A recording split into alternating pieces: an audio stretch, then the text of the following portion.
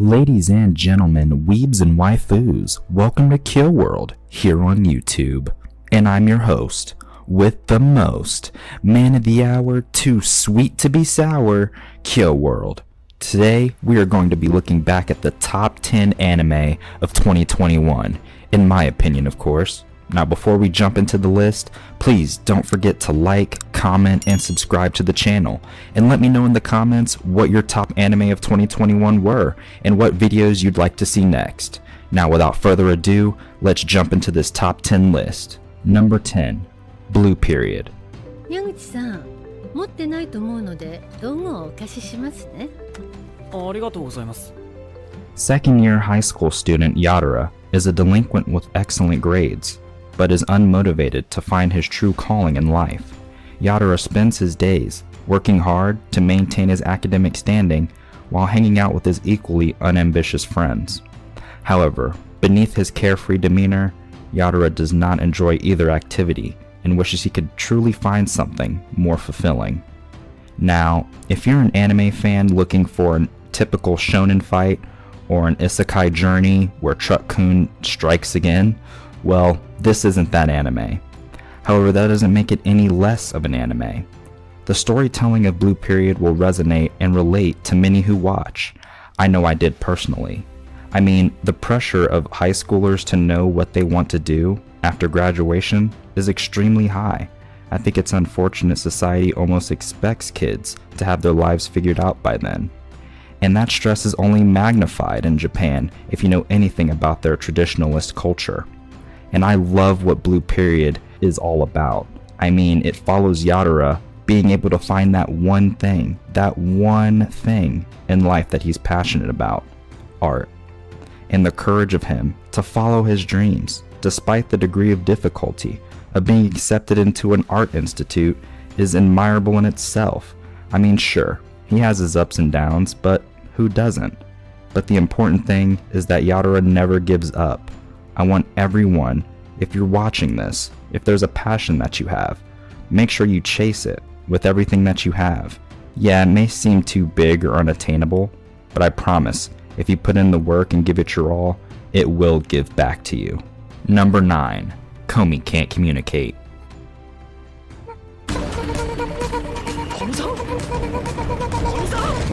Tadano is an ordinary boy who heads into his first day of high school with a clear plan to avoid trouble and do his best to blend in with others. Unfortunately, he fails right away when he takes the seat beside the school's goddess, Komi. His peers now recognize him as someone to eliminate for a chance to sit next to the most beautiful girl in school.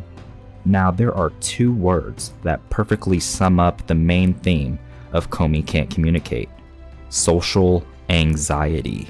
I myself can relate to that plight, and it's something that many people face. Komi herself suffers from an extreme version of social anxiety. So much so, she actually communicates through a notepad most of the time. And in every episode, there is a distinct reminder of what social anxiety is and what it exactly means. Quote, "When a person has social anxiety, they struggle to communicate with others. Bear in mind, they only struggle to form connections. It doesn't mean they don't want to." All in all, Komi Can't Communicate does a solid job of displaying social anxiety, and personally, I love following the will they, won't they scenario between Komi and Tadano. It's definitely one of the more relatable pieces on this list, and I highly recommend it. Number 8, 86. 悪魔。そうよ。ペンローズ技術隊員。私も。あなたも。According to the Republic of San Magnolia, their ongoing war against the Jiedan Empire has no casualties. However, that's just mere propaganda. While the silver-haired Alba of the Republic's 85 sectors live safely behind their protective walls, those of different appearances are forced into a secret 86th faction, known within the military as the 86. There, they are forced to fight against the Empire's autonomous legion under the command of the Republican handlers. Discrimination. Now that's one thing I personally have dealt with in my own life. that I just absolutely despise. I mean, to think, the way you are treated by others is strictly determined by the way you look, and in the case of 86, it's as simple as hair color. Things you have absolutely no control over. It's trivial and sad to think these things, well, they still go on today. And if you're one of those who thinks racism isn't real, or that it's just magically gone away, I'm sorry to say, but you're mistaken. The discrimination, well, it's all Shine and our 86 district know. We see that even when given the chance to lead a normal life outside of the war, they still opt to keep fighting in order to keep their promise to the fallen comrades that they've lost. They fight, and they fight until the very end. Now, despite production issues hindering the show's momentum for a little bit, I'm still just too emotionally invested in Shine, our main protagonist, and the rest of the 86. So I will keep watching to see if our 86ers at least have some semblance of a happy ending. Number 7. To Your Eternity.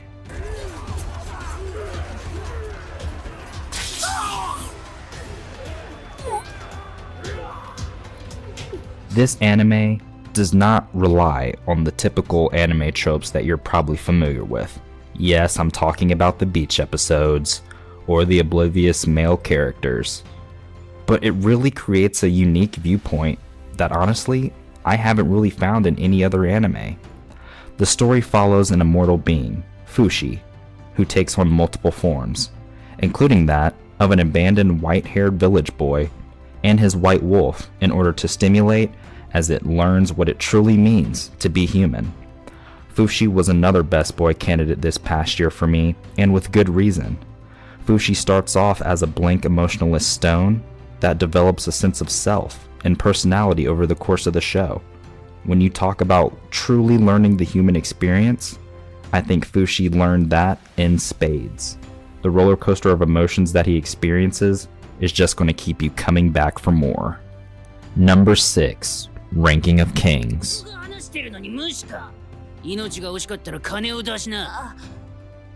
Ranking of Kings tells the story of Boji, a courageous young prince who must overcome a world that fails to see his worth because of preconceived notions around his deafness and lack of physical prowess. The world in question consists of a number of kingdoms which subscribe to a Metacritic-like ranking system. And the best boy of 2021 goes to Boji. That's right, Prince Boji, master of the Despot arts and son of great King Boss, is hands down my pick for best boy of 2021. Our hero is just a wholesome, kind-hearted kid who is unfortunately taken as a joke by the entire kingdom. And that notion pretty much stays the same with his best friend Kage. Very early on in the story, we see Kage basically harassing and stealing from Boji even. But it's only a matter of time until Boji wins over Kage with his skill, potential, and general happy nature. And I promise, if he can win over Kage, who has a tragic backstory of his own, he can win you over too. And if you don't find yourself getting behind Boji, wanting him to succeed, well, stop. Get some help. Number 5. That time I got reincarnated as a slime.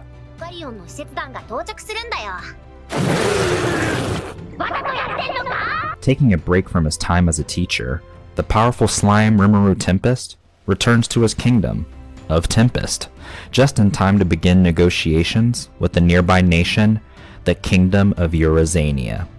While the negotiations are anything but peaceful, they do end successfully, allowing Rimuru to return and finish teaching.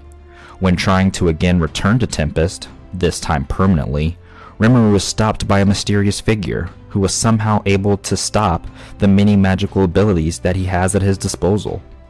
Now for me, personally, Rimuru is one of my favorite protagonists of all time. And in this latest season, not only is he able to finally achieve the rank of Demon Lord by sacrificing 10,000 souls, but he's also able to display his newfound power to his kingdom. And how does he do that, you ask? By reviving people who died in the Tempest invasion. including one of his inner circle, Shion.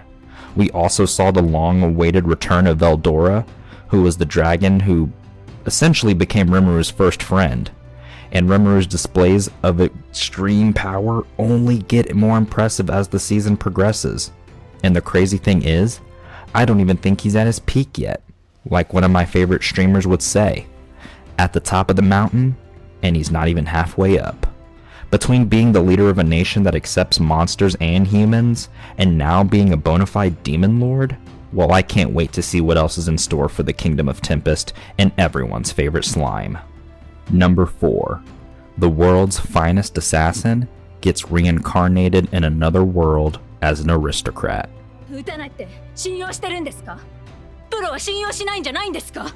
The world's greatest assassin had sworn lifelong allegiance to the organization that raised him. However, despite his loyalty, that very same organization takes action to silence him, ultimately leading into his demise. Drowning in frustration and regrets he can no longer suppress, he finds himself in an audience with a goddess attracted by his exceptional skills. The goddess offers him reincarnation into a magnificent world of swords and magic, so he can perform a crucial mission: prevent that world's destruction by slaying its hero. Now, like the previous entry on this list, this anime is also an isekai anime, which deals with the main character being reincarnated into a magical world. Pretty much every weeb's dream. And instead of the main character being the typical weak nobody that is usually chosen, Lug was a professional assassin and badass in his former life, and he doesn't waste any time applying the things from his past life as he navigates this new world with the goal of beating the hero. This season had such an incredible ending, with Lug facing off against a worthy adversary as he tried to rescue his love Dia, aka his cousin. And I know what you're thinking, don't look at me, it's anime. Number 3. Tokyo Revengers.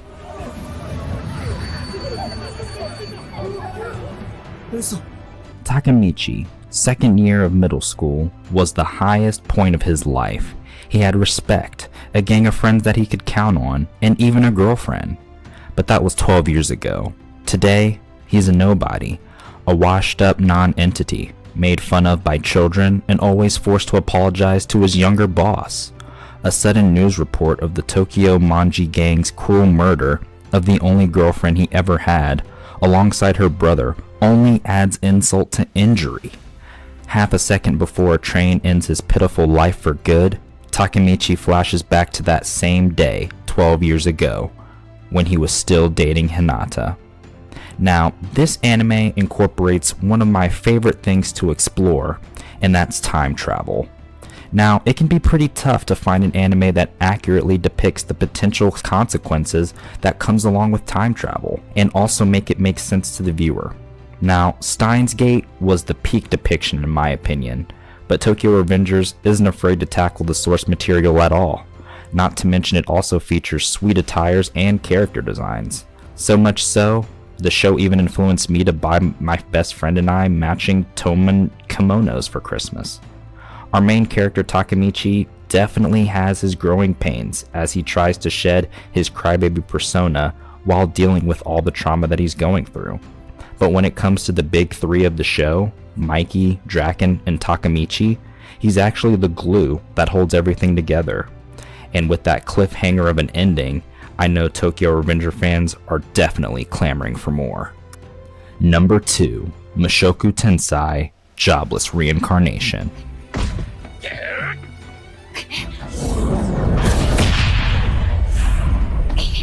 After the mysterious Mana calamity, Rudy Greyrat and his fierce student Eris are teleported to the Demon Continent.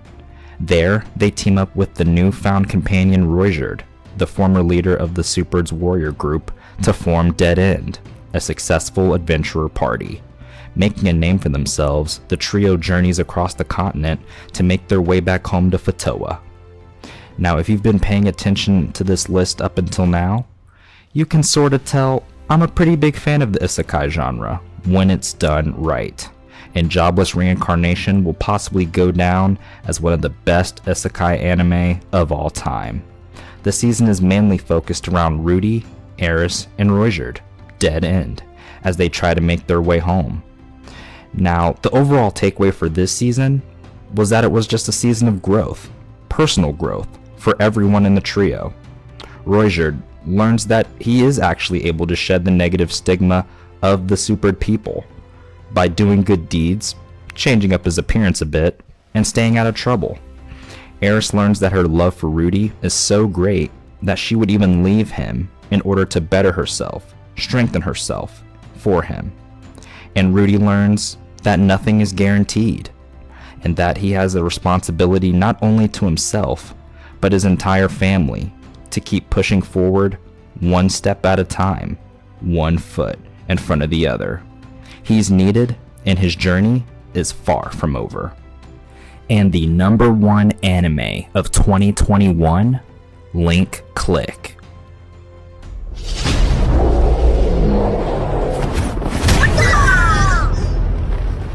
Now it's said that a picture is worth 1,000 words, and in this case, it holds an infinite amount of secrets.